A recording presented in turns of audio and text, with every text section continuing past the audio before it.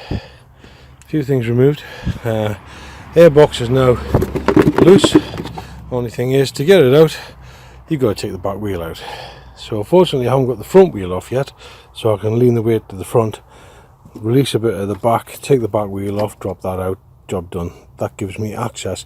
And you look at how much space that creates there. Now okay, we've got the battery down here, which that's going to go in a box across there. And I've actually found a way of actually curing that.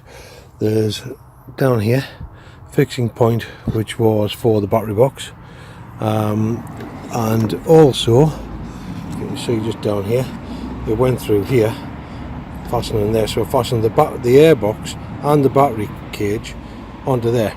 On the other side there's also another bolt hole which is for the battery, for the airbox to go onto.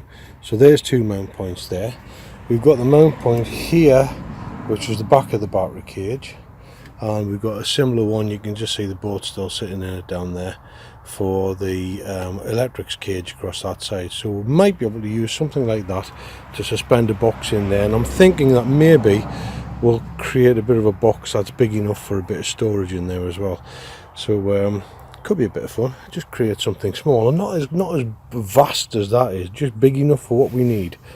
And my seat, I've got my seat, yes, I've got my seat, which is going to hinge on here and then be sprung back here. Now I don't know how far it's going to reach across this space. It may not quite reach there, but we've got good mount points there to create a platform which we can mount from, so quite excited for that. But we need this thing out of the way before we can get onto that, because we also want to get into this frame, give it a good clean, and don't look at that. We'll be covering that with something. I might even cut that off, I don't know yet. Don't know whether I'll need it. As we've got a mount point here for what we're going to put down underneath the battery box, the mud guard type of thing. We're going to drop down there, the mount point there, and that could do the job. But we'll have to see what we've got further down there. So stick around, we'll see what happens next. I've just discovered I am really happy that this bike did not fire up when I went to buy it, and that it was tipping down with rain, because look at this. This is the rear brake.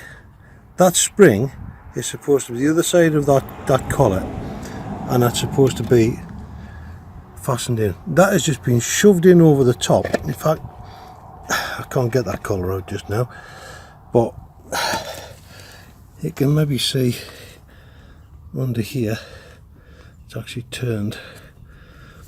Let me see if I can just pull this off. It's even bent. If you look at the state of that, it's even bent all of that. Let's see if I can just, there we go. Right, the spring is actually wedged in there. Look at that, the spring's wedged in, and there we go. Now you can see that collar a bit better. See how it's got a hole in there?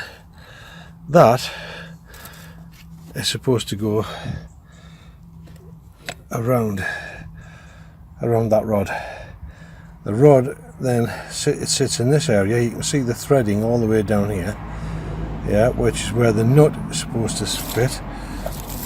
There's the nut, and you'll see this nut is quite particular. I mean, a lot of people you'll know this, but for those people who are coming to it new and never done any work on the bike, you can see the curve on there, on that side there, right across that nut, which is designed, come on focus, it's designed to actually sit around the little collar there, and it means you can do a full turn, a full 180 degree turn, and it'll sit, and it'll always sit, and it means it doesn't come loose.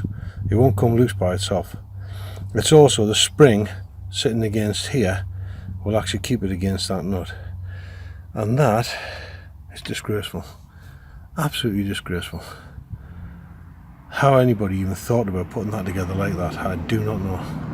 Well, it looks like I'm maybe you have to get a new one of those, we shall see. But good news up here, look at the space in there, it's fantastic, isn't it? Get a little box in here, yeah, just a little box for the battery. Gives us a bit of space back here. I can make some sort of boxing up there. So I've got battery here, box there, I'm also thinking about ignition switch under the seat. So you've actually got to lift the seat. You've seen all these thefts recently where people are coming along, they're up here and they're nicking your keys out of here whilst you're diverted. Somebody jumps on the wheel with your bike. Or there's where they've got the ignition on the side here, and again away with the keys. If it's underneath your seat, they can't get to it, and you will have a hinged seat so you can get to your keys sorted out. That's a plan, that's a possibility. We're going to see what we can do with that, but watch this space. Bye for now. Starting to refit this wheel and found another reason to be grateful this thing didn't work when it came off. There's only 2 nuts holding the sprocket in place. This bike begins to amaze me even more and terrify me, I think. Well, it'll all be sorted before it goes back on the road. For those who haven't really seen it before, because they never really looked, here's how your brake should be put together. The spring goes up to this little collar so that it can't travel any further up the rod. It sits against the back of that dowel in there, and then the nut with that really tight little piece on there, you can see how it sits there. You can see, oh sorry, you can see a bit better now. Come on, focus. There we go. You can see how it sits, and if you can get a turn on it, it then sits down against the dowel comfortably and it can't come loose. Although the state of this one and the bends that are on this section here, I think it's going to be better to replace that. It'll also give us a bit of shiny down here. That's going to get cleaned and painted. That's the brake steer, stop the brake from spinning. So make sure that those nuts are tight. And actually, another point of safety, you see the hole in the end of this bolt? That's supposed to have a clip through there to stop that nut from coming off. I have had a bike where that came off. It had been put on with a lock nut, but the lock nut had been too worn, and the lock nut had come off, that came off, and the brake, it ripped this completely out of that end, wrapped the rod right around the wheel, and locked up the back brake on me. Not very safe. So yeah, that's another thing that's going to get done before it's back on the road. So there we go, a few safety pointers for you, and yeah, it's looking more interesting now, isn't it? I think once we got that rigged up, I'm almost tempted to go and get that seat and put it on there just to see what it looks like, to give us an idea of the depth. I think I'll have to clean my hands first though, because this is the mucky oily bit and then nice shiny bits, and I don't want them messed up, so we'll go and get them and see what they look like after I've cleaned my hands.